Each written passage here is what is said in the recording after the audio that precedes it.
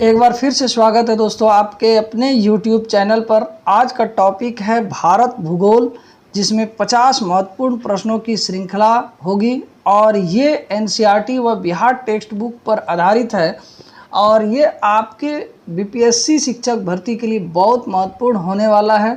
और जो विश्व भूगोल के वीडियोज़ नहीं देखे हैं MCQs वाला, तो वो डिस्क्रिप्शन लिंक में हम डाल देंगे। 3 वीडियो बनाए हुए हैं, तीनों देख लीजिए, आपके लिए ये बहुत महत्वपूर्ण है। तो आइए, आज का टॉपिक है भारत भूगोल, जो 50 महत्वपूर्ण प्रश्नों की श्रृंखला है।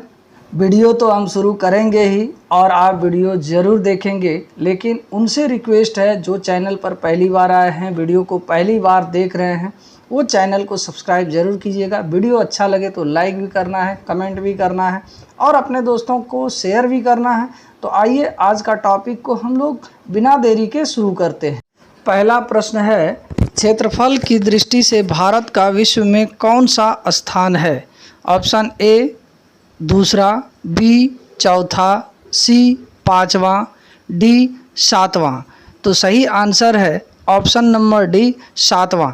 देखिए, विश्व में जो क्षेत्रफल के आधार पर सबसे बड़ा है, पहला है रूस, दूसरा कनाडा, तीसरा चीन, चौथा USA, पाँचवा ब्राज़ील, छठा ऑस्ट्रेलिया, सातवां भारत और आठवां अर्जेंटीना।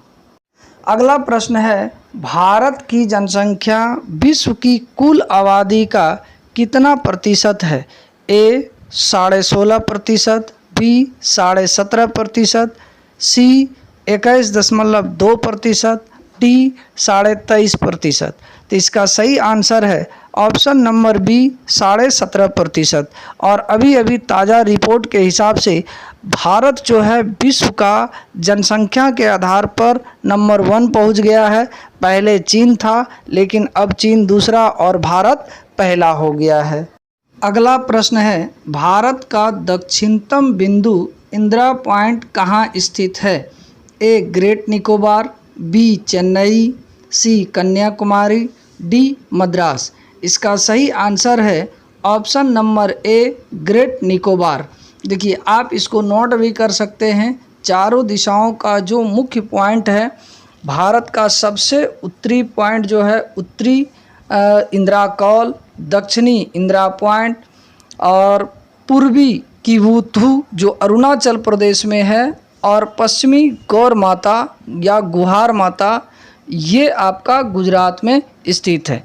यदि इसी प्रश्न को इस तरह से पूछे कि भारत के मुख्य भूमि का दक्षिण पॉइंट क्या है, दक्षिण बिंदु क्या है, तब हम मारेंगे क्या? कन्याकुमारी, यानी कैप ऑफ कमोरिन। अगला प्रश्न है, कौन से देश के साथ भारत की सबसे लंबी स्थलीय सीमा लगी हुई है? ऑप्शन ए पाकिस्तान, बी चीन, सी श्रीलंका, डी बांग्लादेश। इसका सही आंसर है ऑप्शन नंबर डी, बांग्लादेश। अगला प्रश्न है, मैकमोहन रेखा किन 2 देशों के बीच है? ए भारत पाकिस्तान, बी भारत श्रीलंका, सी भारत चीन, डी भारत नेपाल। देखिए, मैकमोहन रेखा जो है ये भारत और चीन के बीच में है। इसका सही आंसर है ऑप्शन नंबर सी। आपकी जानकारी के लिए और एक चीज़ नोट कर सकते हैं, भारत और पाकिस्तान के बीच रेड क्लिफ रेखा है, भारत और अफ़गानिस्तान के बीच में डूरंड रेखा है। अगला प्रश्न है, भारत के किस राज्य की सीमा 3 देशों चीन, नेपाल और भूटान से मिलती है? ए सिक्किम, बी अरुणाचल प्रदेश, सी असम, डी मेघालय। इसका सही आंसर है ऑप्शन नंबर ए, सिक्किम। सिक्किम के पूर्व में भूटान देश है, पश्चिम में नेपाल है और उत्तर में चीन है। अगला प्रश्न है, निम्नलिखित में से कौन सा राज्य 3 दिशाओं से अंतर्राष्ट्रीय सीमा से घिरा हुआ है? Option A Assam, B Tripura, C Arunachal Pradesh, D Nagaland. इसका सही आंसर है option number C, Arunachal Pradesh. देखिए, ये अरुणाचल प्रदेश जो है 3 अंतर्राष्ट्रीय सीमाओं से घिरा है। उत्तर में चीन है, दक्षिण में आपका म्यांमार है और पश्चिम में भूटान है। अगला प्रश्न है, शिवालिक पहाड़ियाँ किस पर्वत श्रेणी का हिस्सा है? ए हिमालय, बी अरावली, सी सतपुड़ा, डी इनमें से कोई नहीं। तो इसका सही आंसर है ऑप्शन नंबर ए हिमालय। हिमालय की श्रेणी है, हिमालय पर्वत श्रेणी, शिवालिक इसकी पहाड़ियाँ है, शिवांचल इसकी पहाड़ियाँ है, फिर जाके आपका सर्वोच्च शिखर यानी सर्वोच्च हिमालय भी हिमालय का ही भाग है, ट्रांस हिमालय भी हिमालय का ही भाग है। तो इस तरह इसका सही आंसर है ऑप्शन नंबर ए हिमालय। अगला प्रश्न है, इनमें से कौन सी सबसे नवीन पर्वत श्रेणी है? नवीन पर्वत श्रेणी का मतलब ये नया नया बना हुआ है। Option A Aravalli, B Vindhya, C Annamalai, D Shivalik. इसका सही आंसर है ऑप्शन नंबर डी शिवालिक। अगला प्रश्न है, भारत की सबसे प्राचीनतम पर्वत श्रेणी कौन सी है? Option A Himalaya, B Shivalik, C Aravalli, D Annamalai. इसका सही आंसर है ऑप्शन नंबर सी अरावली। ये विश्व की सबसे पुरानी पर्वत श्रृंखला में से एक है अरावली। अगला प्रश्न है, निम्नलिखित में से कौन सा एक केंद्र शासित प्रदेश क्षेत्रफल की दृष्टि से सबसे छोटा है? Option A Lakshadweep, B Andaman और निकोबार, सी दिल्ली, डी चंडीगढ़। इसका सही जवाब है ऑप्शन नंबर ए लक्षद्वीप। आपकी जानकारी के लिए बता दूं कि हमारे देश के पास 2 द्वीप समूह हैं, एक लक्षद्वीप और दूसरा अंडमान और निकोबार। लक्षद्वीप का क्षेत्रफल मात्र 32 वर्ग किलोमीटर है और इसकी राजधानी कवारती है। जनसंख्या की बात की जाए तो यहाँ पर लगभग मात्र 70,000 जनसंख्या है और इसमें द्वीपों की संख्या 36 है। तो 2 चीज़ें पूछता है, लक्षद्वीप की राजधानी, क्षेत्रफल और द्वीपों की संख्या। अगला प्रश्न है, किस नदी पर हीराकुंड बांध बनाया गया है? ए नर्मदा, बी महानदी, सी गंगा, डी कावेरी। इसका सही आंसर है ऑप्शन नंबर बी महानदी। अब देखिए, ये हीराकुंड बांध के बारे में कुछ जानकारी एक्स्ट्रा और हम लोग ले लेते हैं। तो हीराकुंड बांध जो है ये उड़ीसा में महानदी पर बनाया गया है और इस बांध का निर्माण जो हुआ वो 1957 में हुआ, यानी 1957 में। और हीराकुंड बांध जो है ये विश्व का सबसे बड़ा व लंबा बांध है। इसकी लंबाई 25.8 किलोमीटर है और ऊंचाई 60.96 मीटर है। आपके लिए एक प्रश्न छोड़ रहे हैं, विश्व का सबसे ऊंचा बांध कौन सा है? कमेंट बॉक्स में ज़रूर बताइएगा। अगला प्रश्न है, इनमें से कौन सी नदी का उद्गम स्थल भारत में नहीं है? Option A Wainganga, B Ravi, C Jhelum, D Brahmaputra. तो इसका सही आंसर है option number D Brahmaputra. Brahmaputra का जो उद्गम स्थल है ये तिब्बत में मानसरोवर झील के पास चैमयांगडुंग के पास है। अगला प्रश्न है, नागा अर्जुन बांध भारत के किस राज्य में स्थित है? ए आंध्र प्रदेश, बी तमिलनाडु, सी तेलंगाना, डी मध्य प्रदेश। रुकिए वेट कीजिए। इसका आंसर यदि आप आंध्र प्रदेश मार कर जाते हैं तो ये गलत हो जाएगा, क्योंकि ये अब विभाजन के बाद जो है ये नागा अर्जुन बांध आंध्र प्रदेश में चला गया। तो इसका वर्तमान में इसका सही आंसर है ऑप्शन नंबर सी तेलंगाना।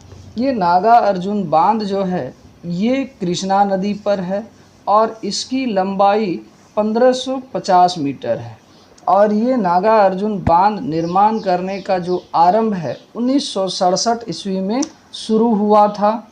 अगला प्रश्न है, भारत की सबसे ऊंची पर्वत श्रेणी कौन सी है?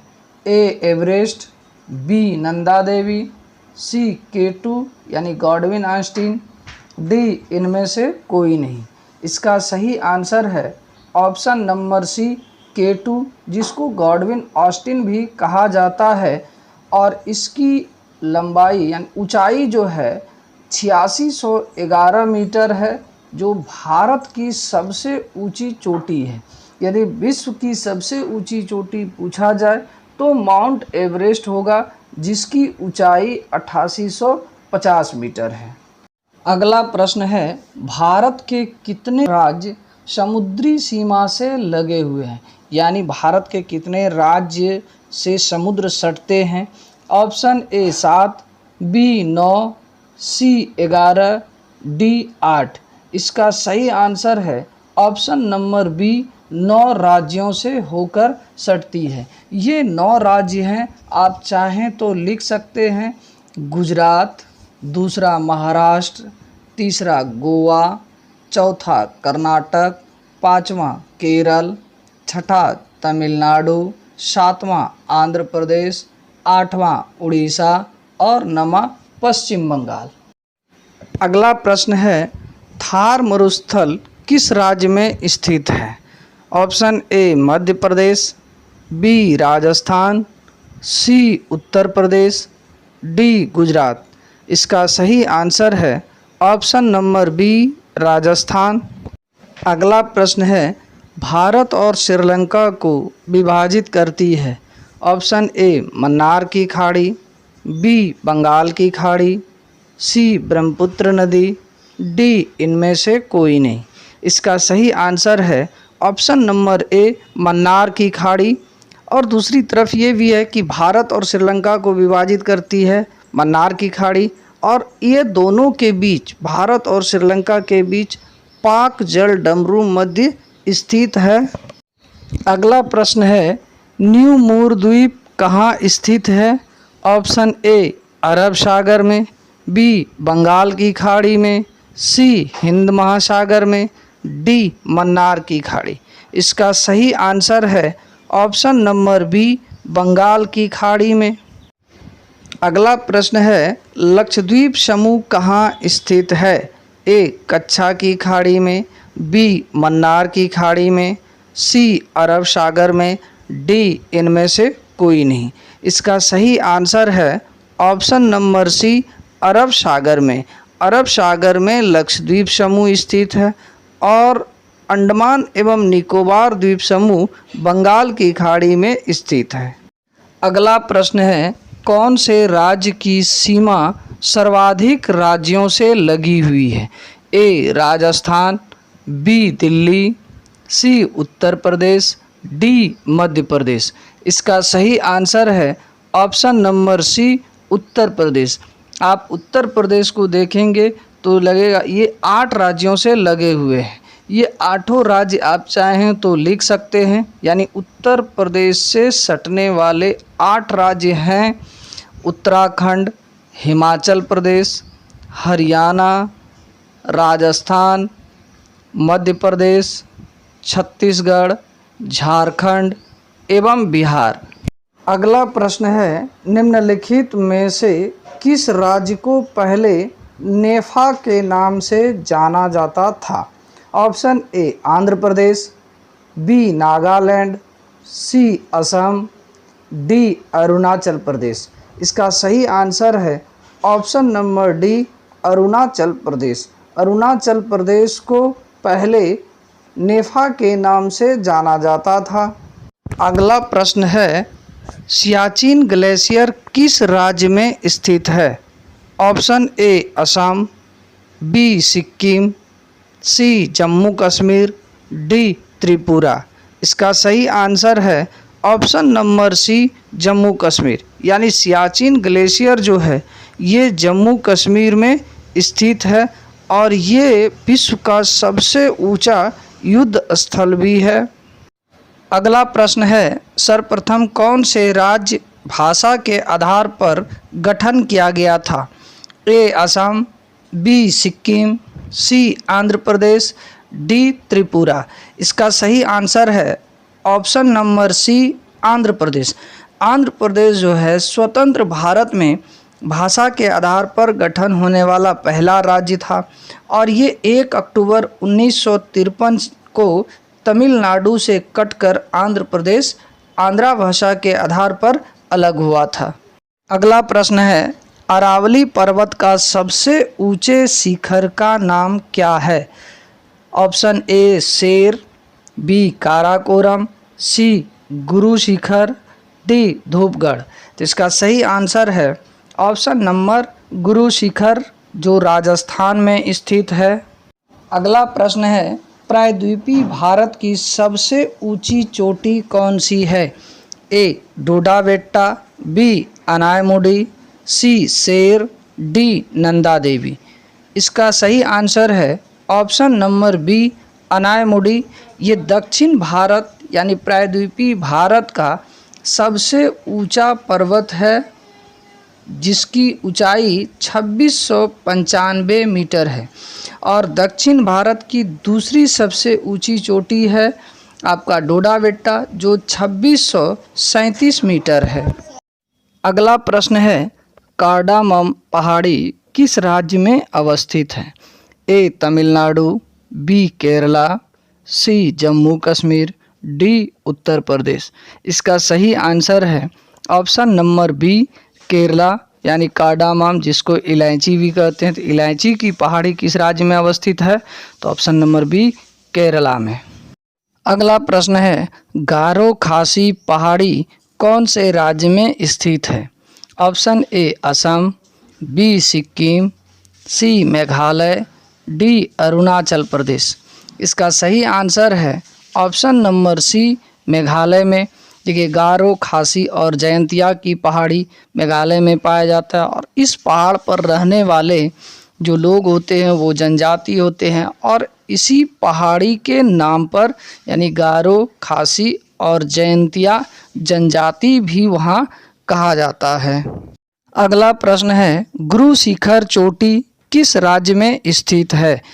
ए Madhya Pradesh, B Uttar Pradesh, C Rajasthan, D Assam. इसका सही आंसर है ऑप्शन नंबर सी राजस्थान। अगला प्रश्न है, सेवराय पहाड़ियाँ किस राज्य में स्थित है? Option A Chhattisgarh, B Tamil Nadu, C Arunachal Pradesh, D Tripura. इसका सही आंसर है ऑप्शन नंबर बी तमिलनाडु। देखिए ये सेवराय की पहाड़ियाँ तमिलनाडु के पूर्वी यानी पूर्वी घाट के तमिलनाडु में स्थित है और इसकी सबसे ऊंची चोटी 1620 मीटर है। अगला प्रश्न है, बांग्लादेश में गंगा नदी को किस नाम से जाना जाता है? Option A Yamuna, B Brahmaputra, C Padma, D Tsangpo. इसका सही आंसर है ऑप्शन नंबर सी पद्मा। अगला प्रश्न है, बिहार का शोक किस नदी को कहा जाता है? Option A Kosi, B Ganga, C Yamuna, D Jamuna. इसका सही आंसर है ऑप्शन नंबर ए कोसी। ये कोसी जो है जाकर यमुना में मिलती है और जैसी यमुना में मिलती है कोसी तब ये इस कोसी जो है अपना धार पलट देती है यानी जिस तरफ से आ जाती है यमुना का पानी भी इसमें घुसता है और फिर ये वापस बहने लगती है जिसके कारण पूरा बाढ़ पीड़ित इलाका हो जाता है और जान माल घर द्वार फसल वगैरह की पूरा बर्बादी होती है।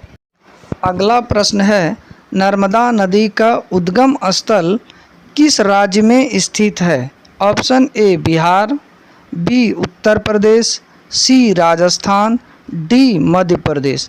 इसका सही आंसर है option number D Madhya Pradesh. देखिए नर्मदा नदी जो है ये विंध्य और सतपुड़ा जो ये दो पर्वत श्रृंखलाएं हैं विंध्य और सतपुड़ा इसके बीच से होकर बहती है और नर्मदा नदी का उद्गम स्थल विंध्याचल पर्वत श्रेणी में ही स्थित अमरकंटक से निकलती है और ये जाकर गिरती है खंभात की खाड़ी में। तो एक क्वेश्चन और भी यहाँ से पूछता है कि पश्चिम की ओर बहने वाली नदियां कौन सी है? तो नर्मदा और दूसरी नदी है तापी। तो नर्मदा और ताप्ती पश्चिम की ओर बहते हुए बंगाल की खाड़ी में गिरती है। अगला प्रश्न है, भारत का सबसे लंबा बांध कौन सा है? इसी वीडियो में पीछे प्रश्न भी हम लोग देखे थे इससे संबंधित। Option A Tehri, B Bhakra Nangal बांध, सी हीराकुंड बांध, डी इंदिरा सागर बांध। इसका सही आंसर है ऑप्शन नंबर सी हीराकुंड बांध। अगला प्रश्न है, हीराकुंड बांध किस राज्य में स्थित है? Option A Tamil Nadu, B Madhya Pradesh, C Orissa, D Rajasthan. Hirakud बांध के बारे में पूरा विश्लेषण किए थे इसी वीडियो के कुछ पीछे वाले प्रश्नों में। तो इसका सही आंसर है ऑप्शन नंबर सी उड़ीसा। आपके लिए एक प्रश्न छोड़ रहे हैं, एकदम ईमानदारी पूर्वक कमेंट बॉक्स में लिखिएगा, हीराकुंड बांध किस नदी पर स्थित है? अगला प्रश्न है, भारत में सबसे अधिक वन क्षेत्र किस राज्य में है? Option A Assam, B Madhya Pradesh, C Tripura, D Paschim Bangal. इसका सही आंसर है option number B Madhya Pradesh. अगला प्रश्न है, दुधवा राष्ट्रीय उद्यान कौन से राज्य में स्थित है? Option A Madhya Pradesh, B Rajasthan, C Bihar, D Uttar Pradesh. इसका सही आंसर है option number D Uttar Pradesh. ये दुधवा राष्ट्रीय उद्यान जो है ये 1977 में स्थापित किया गया है और ये यूपी के लखीमपुर खीरी शहर के पास है और ये जो है लगभग 500 वर्ग किलोमीटर के क्षेत्र में फैला हुआ है। अगला प्रश्न है, विश्व का एकमात्र तैरता हुआ राष्ट्रीय पार्क कौन से राज्य में स्थित है? Option A Gujarat, B Manipur, C Assam, D Tripura. इसका सही आंसर है ऑप्शन नंबर मणिपुर। मणिपुर में एक पार्क बनाया गया है जो झील के अंदर है, यानी लोकटक झील में है और इस पार्क का नाम है केवुल लामजाओ। अगला प्रश्न है, देश का सबसे बड़ा नेशनल पार्क कौन सा है? A Kanha Kisli national park, B Ranthambore national park, C Hemis national park, D dinosaur जीवाश्म नेशनल पार्क। इसका सही आंसर है option number C Hemis national park. Hemis national park की स्थापना 1981 ईस्वी में किया गया था और यह जो है लद्दाख में स्थित है।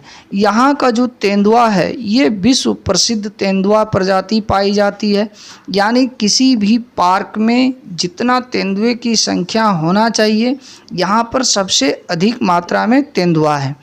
हेमिस नेशनल पार्क के उत्तर में सिंधु नदी बहती है और इसका क्षेत्रफल लगभग 4400 वर्ग किलोमीटर में फैला हुआ है और यह जो है विश्व का सबसे ऊंचा नेशनल पार्क भी है, यानी ये समुद्र तल से 3300 से लेकर 6000 मीटर ऊंचा है।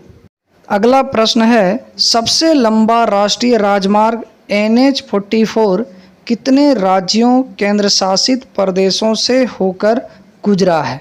देखिए, सबसे पहले तो आपका प्रश्न ही जो है एक जीके बना दिया। पूछ ले कि भारत का सबसे लंबी राष्ट्रीय राजमार्ग क्या है, तो NH-44। अब ये कितने राज्यों या केंद्र शासित प्रदेशों से होकर गुजरा है, तो इसका आंसर तो बताएंगे, लेकिन आप नोट कर लीजिएगा कौन कौन राज्य हैं और केंद्र शासित प्रदेश से होकर गुजरती है। ऑप्शन है ए 10, बी 6, सी 15, डी 12। इसका सही आंसर है ऑप्शन नंबर डी 12। तो 12 राज्य या केंद्र शासित प्रदेश कौन कौन हैं आप लिख लें इसको। Jammu Kashmir, Punjab, Haryana, Delhi, UP, Rajasthan, MP, Maharashtra, Telangana, Andhra Pradesh, Karnataka, Tamil Nadu. ये कुल मिलाकर 12 राज्य जो हैं और केंद्र शासित दोनों मिलाकर 12 हैं। यदि पूछे कि कितने राज्यों से होकर गुजर रहा है, तो इसमें एक केंद्र शासित प्रदेशों को माइनस कर देना है, दिल्ली। तो दिल्ली को हटाकर हो गया कितना आपका 11।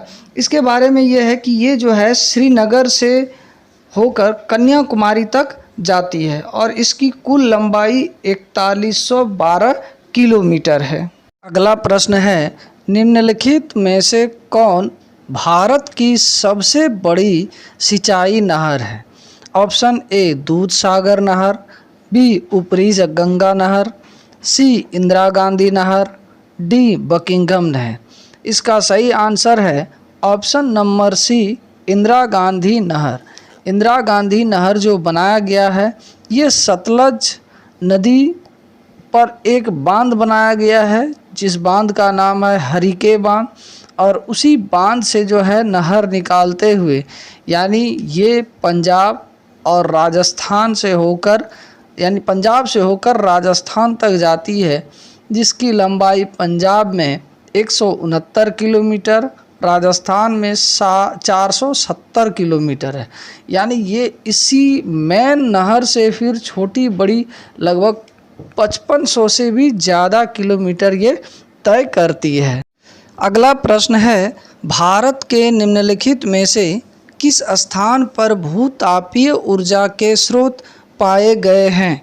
ए गोदावरी डेल्टा, बी हिमालय, सी वेस्ट कोस्ट, सी उपरोक्त सभी। इसका आंसर है ऑप्शन नंबर डी, उपरोक्त सभी। हिमालय क्षेत्र के हिमाचल प्रदेश में जो है मणिकरण जगह पर भारत में भूतापीय ऊर्जा संयंत्र लगाया गया है। आपसे ये भी सवाल पूछा जा सकता है कि मणिकरण क्यों प्रसिद्ध है? तो इसका आंसर आपका क्या देना है? भूतापीय ऊर्जा संयंत्र के लिए।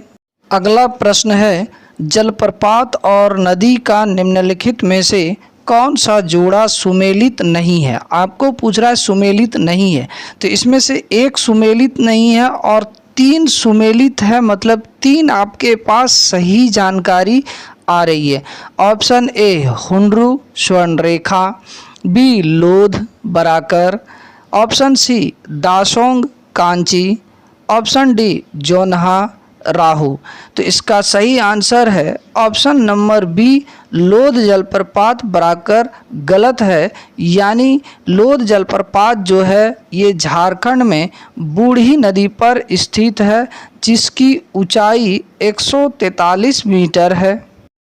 अगला प्रश्न है, कान्हा राष्ट्रीय उद्यान निम्नलिखित में से किस प्रजाति के लिए प्रसिद्ध है? ए टाइगर्स, बी शेर, सी एक सींग वाले गैंडे, डी घड़ियाल। इसका सही आंसर है ए टाइगर्स, यानी बाघ के लिए यह प्रजाति प्रसिद्ध है। और इस राष्ट्रीय उद्यान की घोषणा जो की गई है ये 1 जून 1955 को की गई है। आपसे ये भी प्रश्न पूछ सकता है कि कान्हा राष्ट्रीय उद्यान किस राज्य में है? तो ये एमपी में है और इसका क्षेत्रफल जो है 940 वर्ग किलोमीटर में है और 1973 ईस्वी में इसे बाघ अभयारण्य घोषित किया गया है। अब इसका नाम कान्हा बाघ अभयारण्य भी है। अगला प्रश्न है, निम्नलिखित में से कौन सा दर्रा अरुणाचल प्रदेश में स्थित है? ऑप्शन ए रोहतांग दर्रा, बी बोमडीला पास, सी बड़ा लचन पास, डी सिपकिला पास। तो इसका सही आंसर है ऑप्शन नंबर बी, बोमडीला पास। इससे एक क्वेश्चन रह सकता है, आपको दर्रा जो है मिनट में याद करवा सकते हैं, आप इसको लिख सकते हैं। देखिए, काराकोरम, जोजिला, पीर पंजाल, बनिहाल और बुर्जिल, ये दर्रे जम्मू कश्मीर में हैं। अब जम्मू कश्मीर का दर्रा हो गया आपका। अब हिमाचल प्रदेश का दर्रा है सिपकिला, रोहतांग और बड़ा लाचा। उत्तराखंड का दर्रा है लिपुलेख, माना, नीति।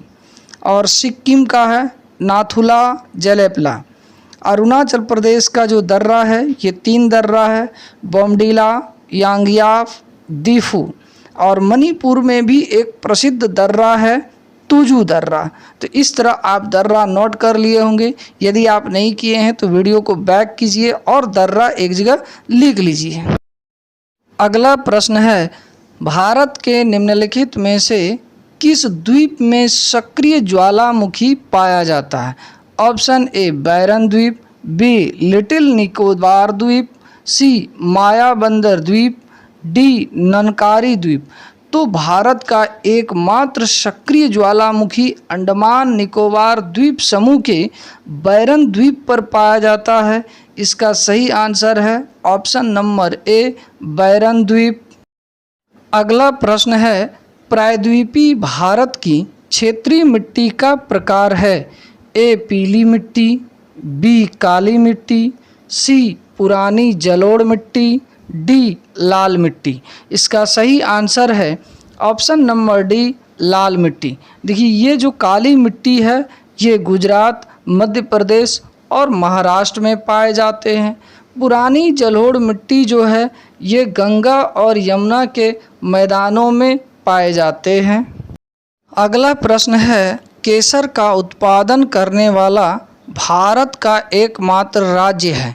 Option A Jammu Kashmir, B Assam, C Himachal Pradesh, D Meghalaya.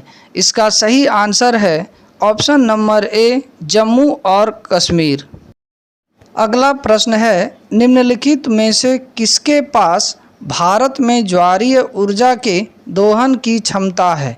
Option A Khambhat की खाड़ी, बी मन्नारी की खाड़ी, सी केरल के बैकवाटर, डी चिल्का झील। इसका सही आंसर है ऑप्शन नंबर ए खंबात की खाड़ी जो गुजरात में है। और ये देखिए ज्वारीय ऊर्जा जो होता है यानी समुद्र में जो ज्वार भाटा उत्पन्न होता है और जब वो ज्वार भाटा समुद्र के सांकरे स्थल पर घुसता है ज्वार तो एक ताकत होता है, तो वहीं पर क्या करता है जहाँ सांकरा जगह रहता है वहाँ पर टरबाइन लगा दिया जाता है और उसी टरबाइन के माध्यम से विद्युत का उत्पादन करता है। आपको डिस्क्रिप्शन लिंक में दे देंगे कि ज्वारीय ऊर्जा कैसे उत्पन्न की जाती है। हमारा एक वीडियो भी है, आप उसको देखकर समझ सकते हैं। अगला प्रश्न है, दक्षिण भारत में नीलगिरी पहाड़ियों के दक्षिणी छोर पर स्थित दर्रे को कहा जाता है? ऑप्शन ए भोरघाट दर्रा, बी थालघट दर्रा, सी पालघाट गैप, डी बोलन पास। देखिए इसका सही आंसर है option number C Palghat gap या दर्रा। देखिए कुछ दर्रा है उसको समझ सकते हैं। थालघाट दर्रा जो है वो नासिक और मुंबई के बीच का संपर्क का रास्ता है। भोरघाट दर्रा जो है मुंबई एवं पुणे के बीच का संपर्क मार्ग है। पालघाट जो है ये कोयम्बटूर और कोचीन के बीच का संपर्क सूत्र है। और सेनकोटा जो है ये त्रिअनंतपुरम एवं मदुरई के बीच का संपर्क का रास्ता है। तो दक्षिण भारत में नीलगिरी पहाड़ियों के दक्षिणी छोर पर जो है पालघाट दर्रा स्थित है। तो ये था आज का बहुत इम्पोर्टेंट वीडियो। आप वीडियो को देखते देखते अंत तक पहुंच गए हैं और अब तक लाइक करना भूल गए तो लाइक कर दीजिएगा। और जो चैनल को पहली बार देख रहे थे, वीडियो को पहली बार देख रहे थे, तो इसका मतलब कि आपको वीडियो पसंद आया। आगे भी पसंदीदा वीडियो आपके लिए लाते रहेंगे, तो चैनल को सब्सक्राइब कर लीजिए, बेल आइकन भी प्रेस कर लीजिएगा। मिलते हैं अगले वीडियो में, तब तक के लिए जय हिंद, जय भारत।